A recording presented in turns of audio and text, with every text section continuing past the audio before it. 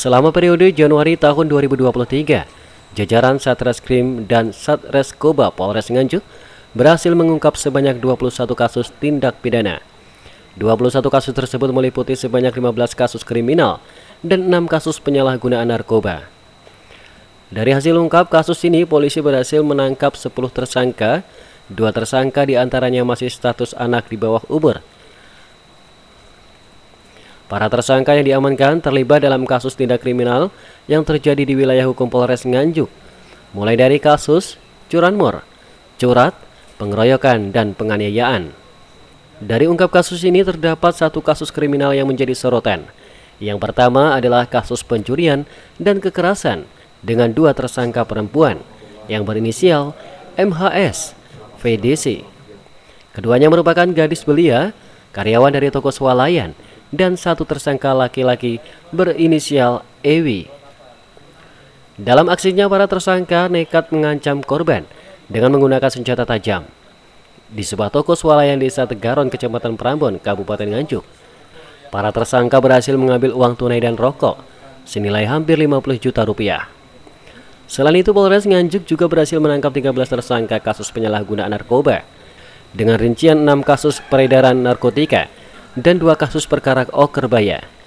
Dari hasil ungkap kasus penyalahgunaan narkoba ini, polisi berhasil mengamankan sejumlah barang bukti, yaitu sabu-sabu seberat 7,31 gram, 151 butir pil double L, serta 13 unit telepon genggam. Menangkap 20 orang tersangka.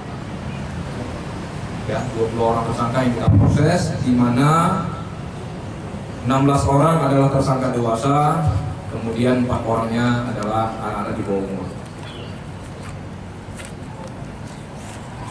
Terkait dengan penanganan Satreskrim ini, beberapa kasus yang terjadi, kami menghimbau kepada seluruh masyarakat Kabupaten Nganjuk. Kami bersama-sama Prokopimda, termasuk jajaran tokoh agama, tokoh masyarakat, ketua-ketua perguruan, mari sama-sama kita berkomitmen untuk menjaga situasi Kamtibmas Kabupaten Nganjuk ini tetap dalam kondusif, aman, terkendali, tidak gampang terprovokasi isu-isu berita hoax yang beredar di media sosial. Karena berawal dari media sosial, maka banyak terjadi beberapa peristiwa tindak pidana. Salah satu contoh kemarin ada juga berita hoax pemukulan di wilayah salah satu kecamatan di Nganjuk. Tim Humas kita bersama-sama dengan rekan media, kita segera klarifikasi dan cek pastikan bahwa itu tidak terjadi di wilayah Nganjuk, tapi adalah kasus tahun kemarin yang terjadi di provinsi lain. Jadi untuk itu kami menghimbau warga masyarakat kita untuk lebih bijak dalam menerima informasi-informasi kecil apapun melalui media sosial, tidak gampang terprovokasi, sehingga wilayah kita ini tetap aman terkendali.